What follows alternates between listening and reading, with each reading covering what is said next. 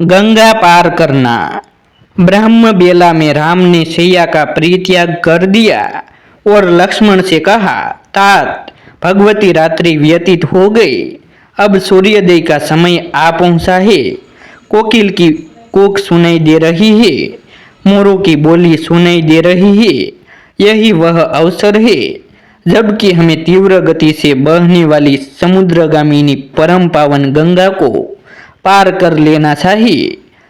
सुमित्रा कुमार लक्ष्मण ने श्री रामचंद्र जी के कथन का अभिप्राय समझकर गुह और सुमंत को बुलाकर पार उतरने की व्यवस्था करने के लिए कहा।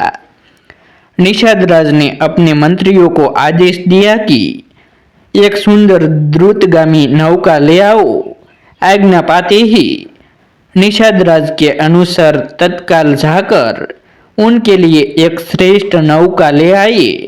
नौका के घाट पर लग जाने पर राम, सीता और लक्ष्मण घाट की ओर चले।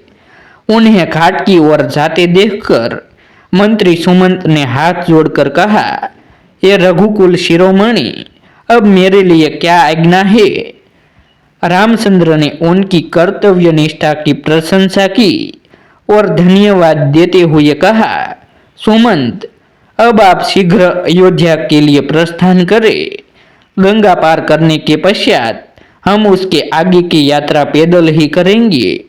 आप अयोध्या जाकर मेरी सीता और लक्ष्मण की ओर से पिताजी, माताओं एवं अन्य गुरुजनों की शरण वंदना करके उन्हें धैर्य दिलाते हुए हमारी ओर से संदेश दे कि हम तीनों में से किसी को भी अपने वनवास का किंचित मात्र भी दुख नहीं है।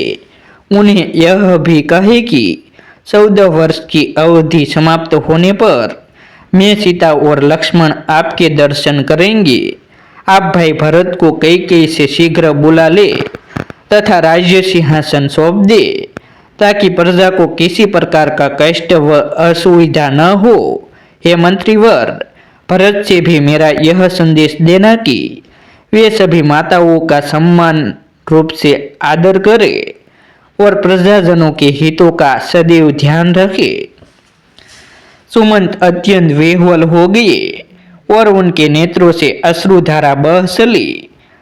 अवरुद्ध कठण से वे बोले, हे तात, आपके वियोग में संतप्त अयोध्या की प्रजाजनों के सम्मुख में कैसे जा सकूंगा। जब वे पूछेंगे कि आप लोगों को छोड़कर कैसे लौट आए तो मैं क्या उत्तर दूंगा।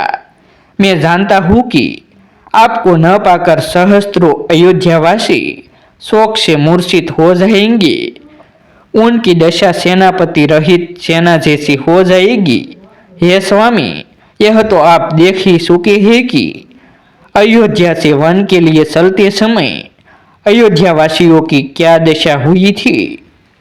इस खाली रथ को देखकर संपूर्ण अयोध्या नगरी का हृदय विदीर्ण हो जाएगा। हे प्रभु, मैं माता कौशल्या को कैसे अपना मुख दिखा सकूंगा। आप लोगों के बिना लौटना मेरे लिए बड़ा कठिन है। इसीलिए हे नाथ, आप कृपा करके मुझे भी अपने साथ ले चले। इस प्रकार से दीन वचन कहकर बारंबार याचना करने वाले सुमंत से सेवकों पर कृपा करने वाले श्री राम ने प्रेम पूर्वक कहा, भाई सुमंत, मेरे प्रति आपकी जो उत्कृष्ट भक्ति है उसे मैं अच्छी तरह से समझता हूँ, किंतु तुम्हारे न लौटने से माता कैकेयी के मन में शंका उत्पन्न हो जाएगी। वे समझेगी कि हम लोग षड्यंत्र करके राज्य में ही कहीं छुप गए हैं। इसीलिए मेरा तुमसे अनुरोध है कि तुम नगर को लौट जाओ। तुम्हारे लौटने से जहां माता कैकेयी की शंका भी समाप्त हो जाएगी और महाराज तथा मुझ पर किसी प्रकार का कलंक भी नहीं लगेगा। कलंक चाहे झूठा ही क्यों न हो, उसकी प्रतिक्रिया बड़ी व्यापक होती है। इस प्रकार अनेकों प्रकार से समझा बुझाकर रामचंद्र ने सुमंत को विदा किया। सुमंत अश्रुपूरित नेत्रों से रथ में बैठकर अयोध्या के लिए चल पड़े। सुमंत के जाने के पश्चात राम गुह से बोले, निषाद राज, तुम कृपा करके हमारे लिए बड़ का दूध मंगा दो, क्योंकि अब हम वनवासी और तपस्वी हो गए हैं और हमें जटाएं धारण करके तापस धर्म की मर्यादाओं का पालन करते हुए निर्जन वनों में निवास करना चाहिए। राम की बात सुनकर गुह स्वयं जाकर बड़ का दूध ले आए, जिससे राम, सीता और लक्ष्मण ने जटाएं बनाई और नियम पूर्वक तपस्वी धर्म को स्वीकार करते हुए गंगा पार करने को उद्यत हुए। नौका पर सवार होकर तीनों ने कलुष हारिणी गंगा को पार किया। गंगा के पार पहुंच जाने पर राम ने गुह को हृदय से लगा लिया। फिर उनके स्नेहपूर्ण आतिथ्य के लिए उनकी भूरी भूरी प्रशंसा करते हुए उन्होंने निषाद राज को विदा किया।